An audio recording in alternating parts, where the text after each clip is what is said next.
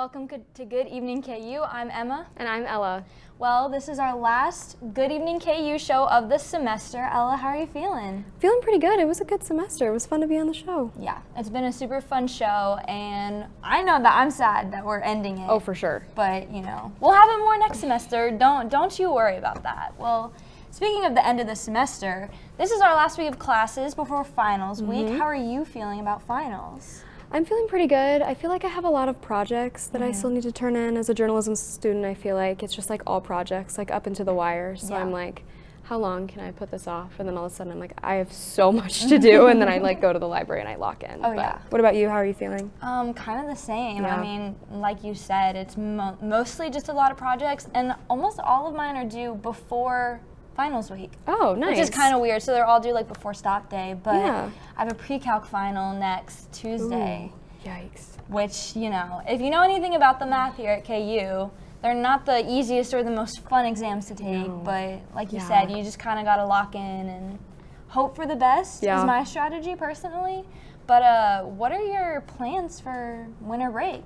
Winter break. I am really excited. I get to go to New York City with my dad for like a little week-long internship type thing. He's basically just bringing me along on a work trip, and I'm just going to shadow him. But it's in New York City, so I'm so excited for that. Yeah, other than that, I'm just going to spend time with my family, do a whole lot of nothing. Hopefully, calm down from the school year. I think would be good. What about you? Well, I'm not going to New York, unfortunately. Pretty much just the same thing. Luckily, I don't live too far from here, so it'll be nice to just have like a quiet drive, hopefully, and go home and get to see my family, which will be nice, and then be right back here in January, hopefully for the K-State game. Oh yeah, when is that? I think it's like the 16th or the 8th. It's one of those two. I need to have that on my radar if I want to come back early for that. Yeah. Have the camp and everything else. Jeez, but it'll be a good break, I think. Yeah, for sure. Yeah. And I mean, Christmas is right around the corner. All those other holidays that you might celebrate out there. But you have anything else you want to say? Just looking forward to Christmas break. Oh, absolutely. Well, that's all we have for hosting today. Coming up, we also have news, sports, and weather. But for right now, we're headed to a break.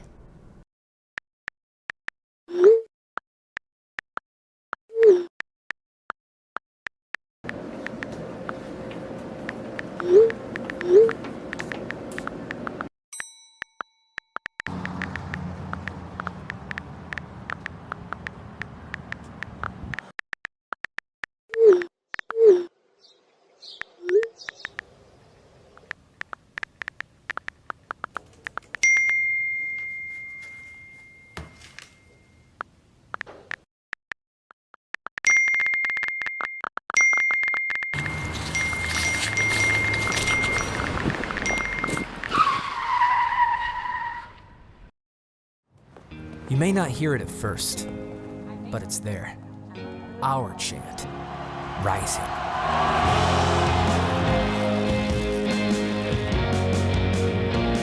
On this summit, callings converge, voices unify into a chorus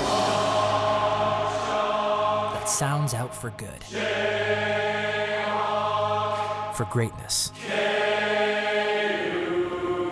Can you hear it? Welcome back, I'm Sarah. And I'm Jonah. FBI Director Chris Wray announced Wednesday his resignation at the end of the Biden administration. Trump nominated and appointed Wray after firing the previous FBI director, but the president-elect plans to nominate Kash Patel for his term this time. Some in the FBI are worried that Wray leaving will normalize Trump's liking for replacing old FBI directors he isn't fond of. Franklin Fire in Malibu, California continues to burn and remains only 7% contained. The fire began Monday night and has since forced schools to close and residents to flee from the beach community. Yesterday, the city of Malibu said at least 7 structures have been destroyed and eight others have been damaged as a result. Over 1,500 firefighters are battling the fire, but this morning the California Department of Forestry and Fire Protection said they are facing difficulties. The deep and rugged terrain, along with the strong winds and low humidity, continues to pose challenges for firefighters. Franklin covers around 4,000 acres as of today, and its causes remain unknown. Many Syrians are celebrating the end of President Bashar al-Assad's regime, which was confirmed when he left Syria on Sunday from Russian state media. This originates from a Syrian civil war that started back in 2011. Reports are saying Assad fled the country and is seeking asylum in Russia. New interim Prime Minister Mohammed al-Bashir led a cabinet meeting on Tuesday. Many across the globe are watching to see how events will continue to unfold.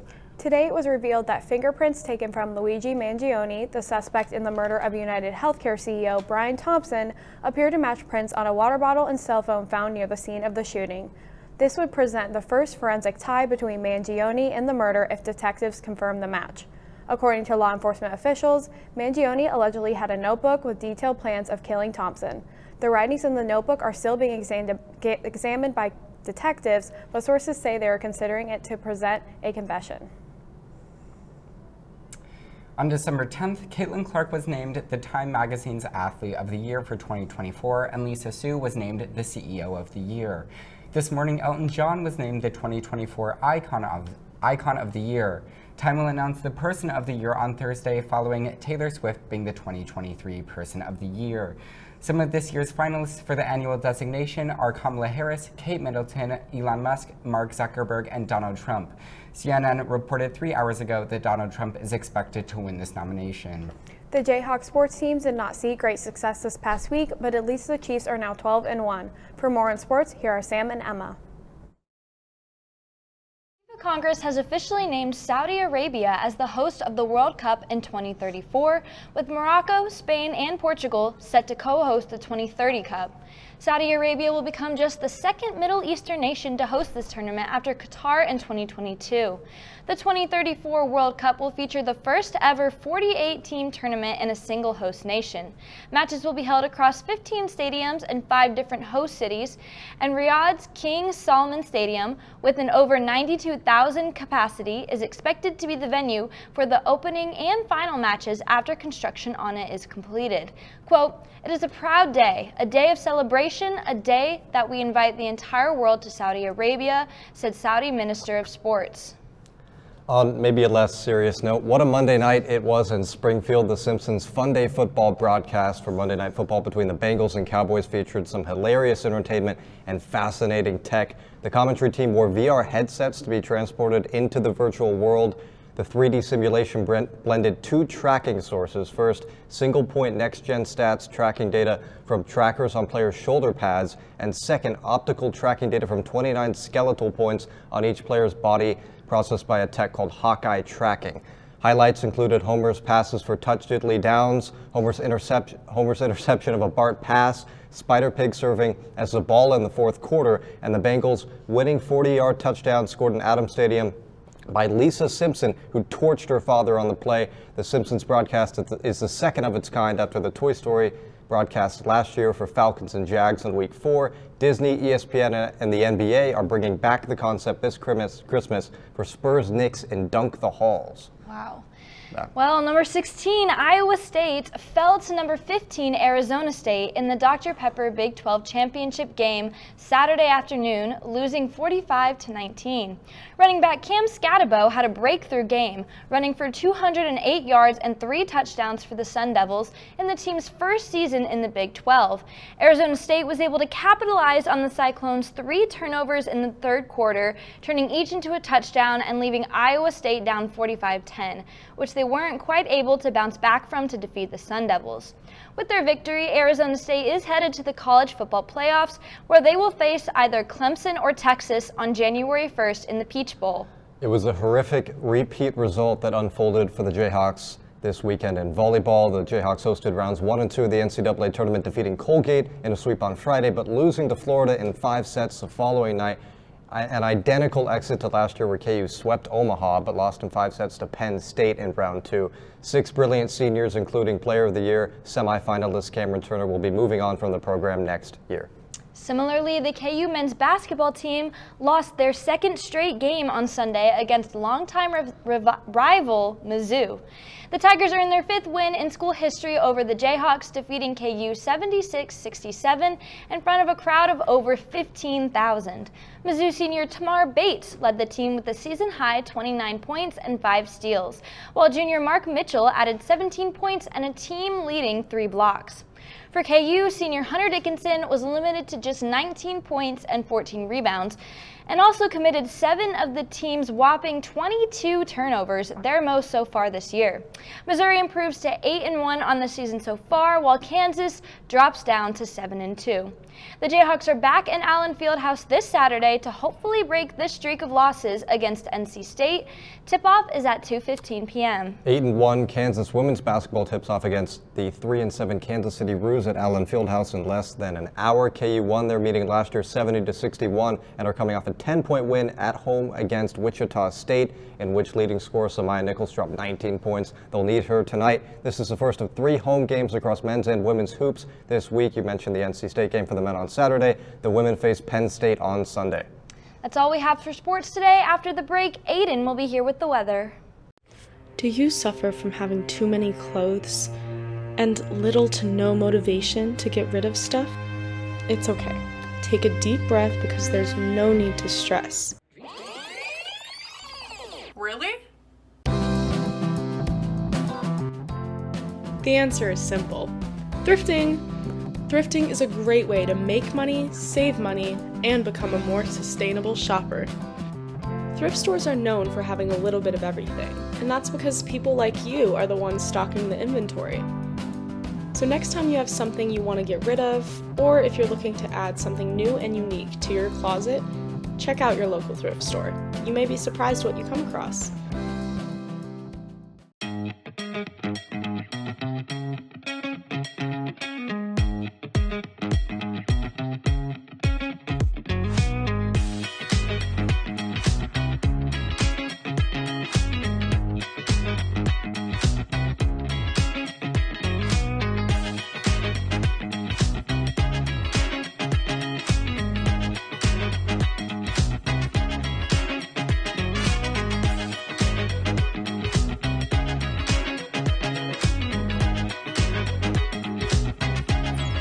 National champions deserve a clean campus. Don't wait for other Jayhawks to pick up your mess. Keep the University of Kansas clean. Welcome back, Jayhawks. My name's Aiden Baugh. I'm bringing you your final weekly Wednesday update for the semester. We've had some very chilly weather here in Lawrence over the last few days, and that trend is expected to continue for the rest of this week into our weekend, where we're having some warm air roll into our area, bringing with it some warmer temperatures, thankfully. Looking outside right now, it's right around the freezing mark with temperatures right around 32 degrees. It's pretty chilly, as that would tell you. Very calm winds, as contrary to how it has been or for the rest of the at the beginning of the week. These winds are not impacting our wind chill too much. It really feels just as cold as it is right now. Very low humidity, as we have an area of dry air settling over us at the moment.